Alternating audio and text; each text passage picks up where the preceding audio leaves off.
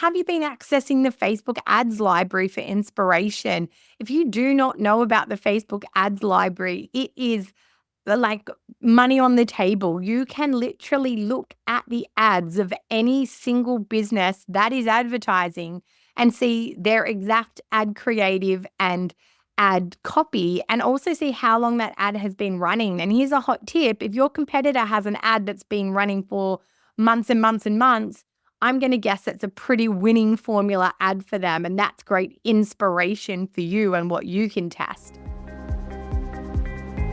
Stop and don't spend another single cent on advertising until you listen to this.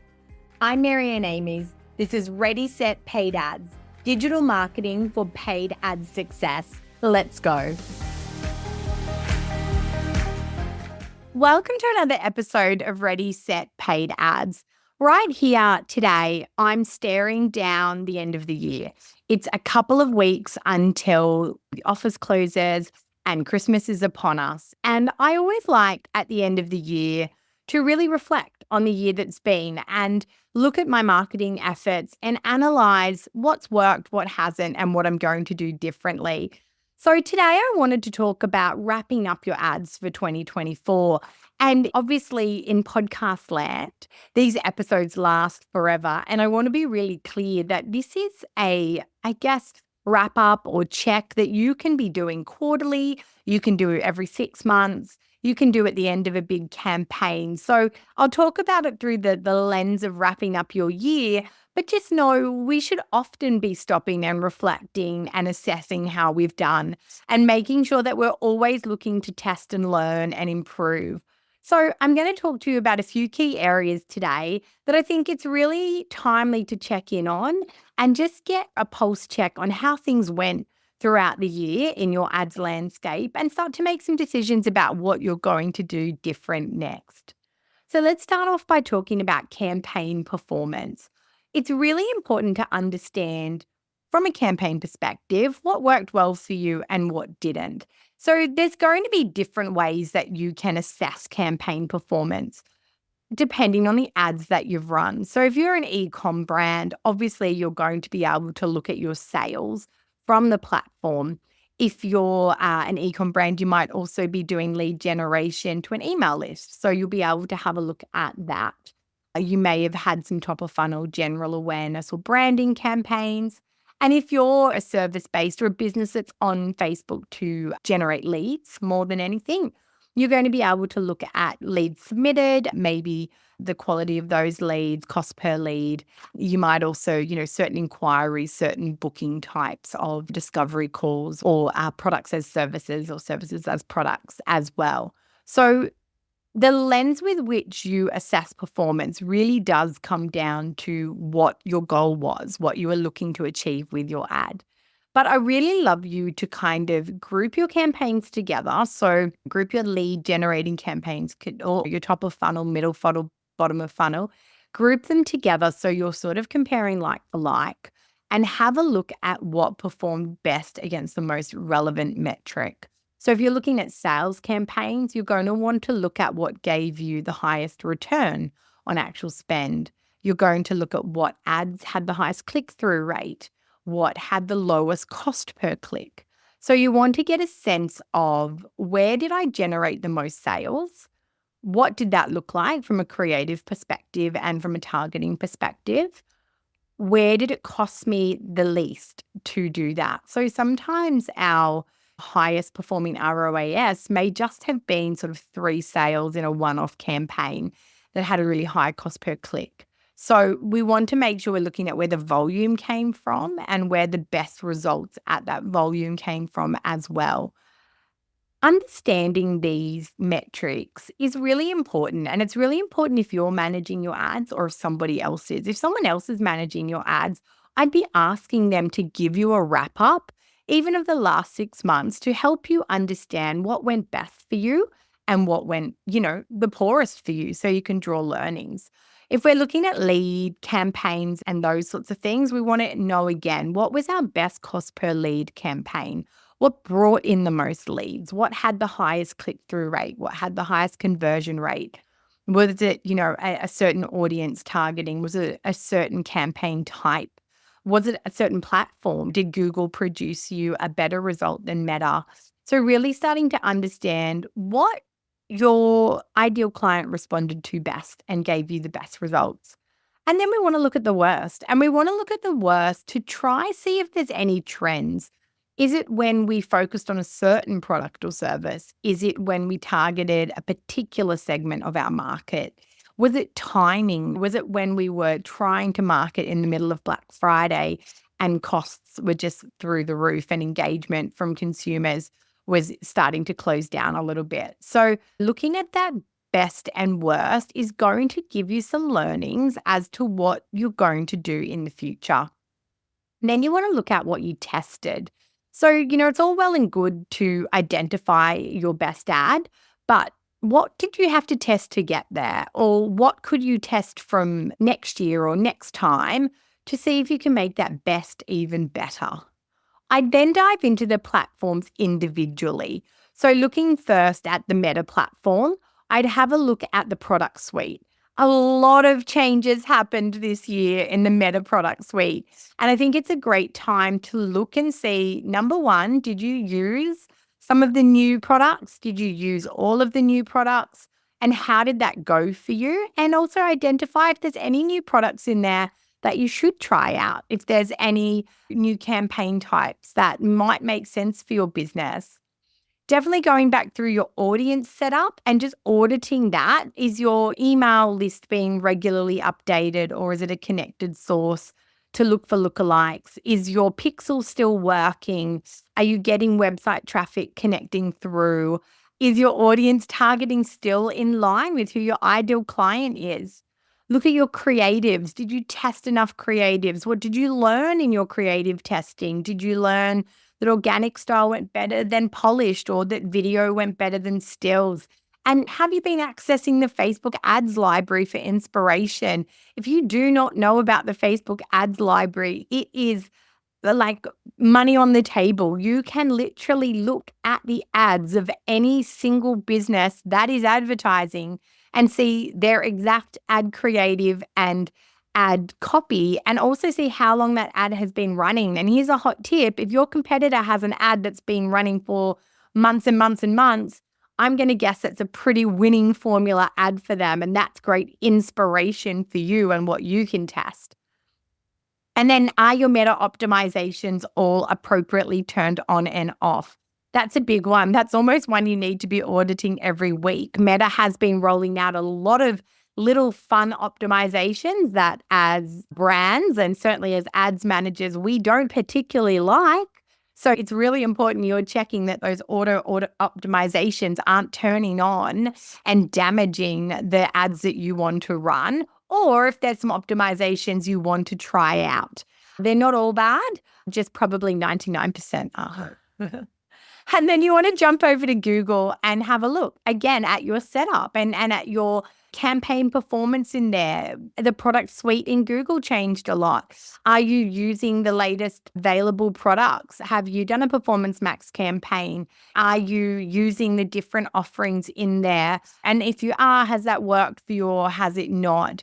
Looking at your headlines and your copy, are they still matching your current needs? Have you uploaded enough assets into PMax? Are you using video assets? Looking at just your setup and having a look at how you've performed and making sure that within Google, these are all working the way you want. Do you have a negative keyword strategy in place? Are you adding negative keywords in there? These are things that when we audit an account, these are the first things that we look at. We walk through these areas in Meta and Google and we analyze what's going on, what the setup is. And so it's so important that you are also going in there and looking at your campaign performance, but also looking at these things, these small details, especially if someone else is managing your account. So important that you understand these small areas because they're so important. And although no ads manager wants to be asked these questions and feel like they're being nitpicked, if you go into Google and there are no negative keywords, that's a little bit of a red flag that someone is not managing your account effectively, because with most search campaigns, especially if you've got a broad match, you're going to get some words filter in that you just don't want in the future. So looking at campaign performance, looking at the individual platforms and just assessing how they're set up and how that's working. Then the second area I want you to really look at is your sort of ecosystem setup and just assessing how that's going. Is your tracking in place and working? So whether that is conversion tracking of leads, whether that's conversion tracking of sales or clicks or add to cart, is all that working? Is the platform data lining up with your GA4 or lining up with your Shopify or what your website is telling you? Making sure that none of that is broken and making sure it's in place. If it's not in place, working with your web developer to get that in place so that you are not flying blind in your campaigns. Is your website optimized? Is your website letting you down? Are your ads actually amazing and it's your website that has become out of date or has broken elements or has become really slow? What could be happening on your website that could be negatively impacting your ads that you haven't seen? Are your email flows all still working? Is your nurture series, is that firing? Is your abandoned cart firing? Just double checking that setup, running through as if you were a customer and making sure everything is working as expected and looking for opportunities to improve it. You're going into a brand new year. Does any of that nurture work need to be updated? Do you need to update your email scripts to reflect the new year? What might need to happen to make sure as people enter into your ecosystem, they're getting nurtured appropriately for that journey to conversion? If you have landing pages, making sure they're working, making sure they're optimized. Are there new testimonials you can upload? Are there new case studies? Have some more frequently asked questions come to light in the last few months or in the years? So giving everything that once over, that tune up to make sure you go into your next year or your next period with the perfect foundations in place. In the last couple of months, we've had a lot of feedback about lead quality and spam. And it's such a, unknown as an ads manager. We can track a conversion that the contact form fired and that our client got an inquiry. But unless we're getting fed back on lead quality, which is a human conversation, we don't know. And so we had a few clients where we were like, hey, we had this great surgence of leads last month. You normally get 15 leads a month and you got 25. Tell us about that.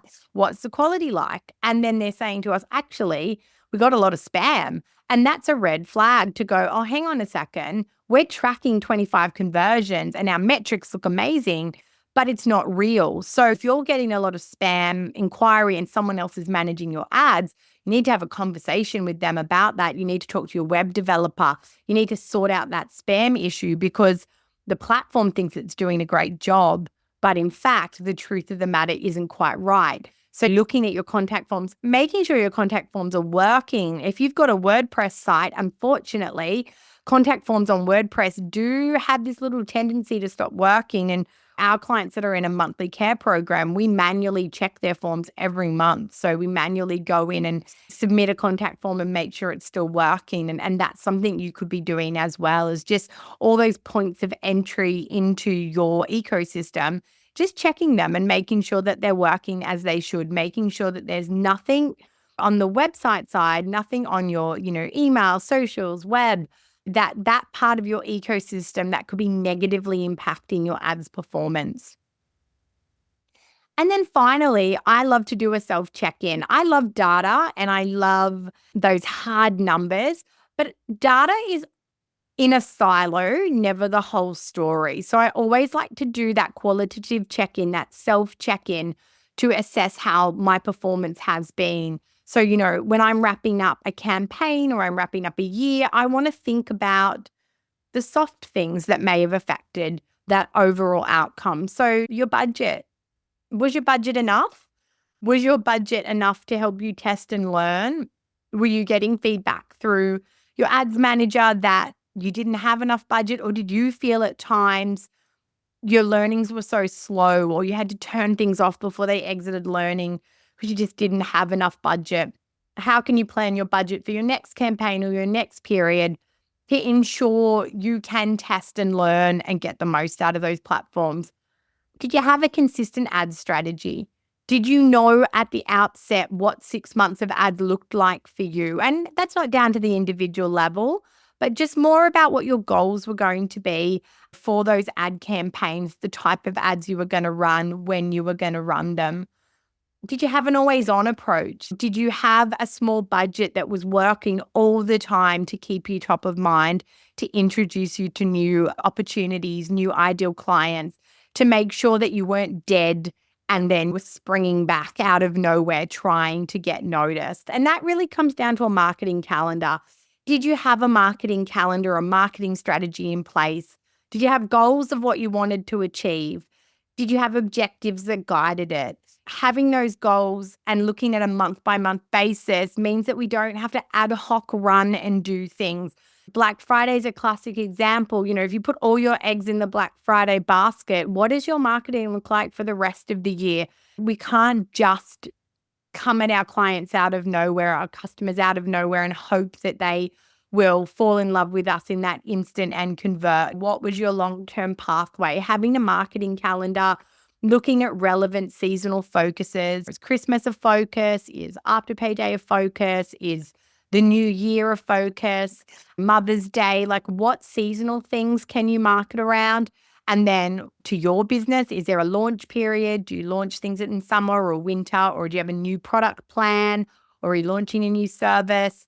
What services have seasonality in your business and when is right to talk about them? Mapping all this out in a calendar, then you can see the gaps when you don't really have anything to talk about. What are we going to talk about then? How are we going to fill those gaps? So having a marketing calendar in place is going to help you as well. And one of my favorite projects or my favorite engagements that I have with businesses is a business audit and strategy pack. And within that business audit, we pretty much walk through 6 months of campaign data, 6 months of web data, 6 months of social media data, and we look at everything I've said today. What is the setups? How are things working? How are things converting?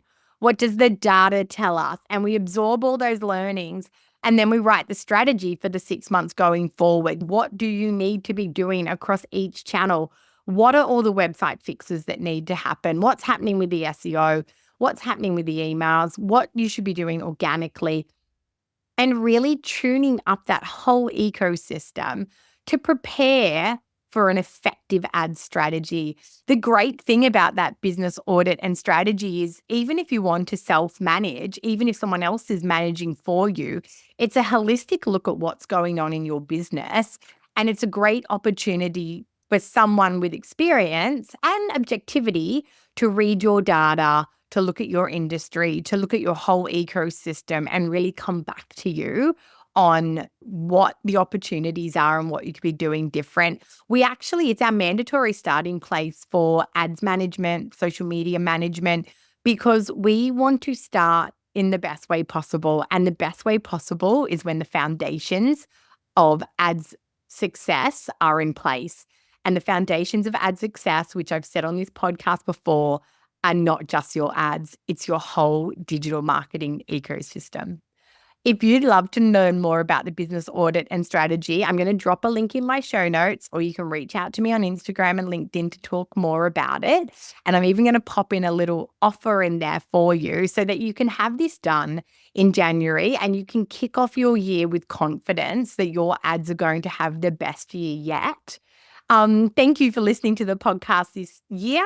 As I said, you may listen to this out of order. It may not be December, but for everybody who is listening to it in December, I really enjoyed talking to you about ads specifically over these last few months and have lots of exciting things to tell you about ads in the new year.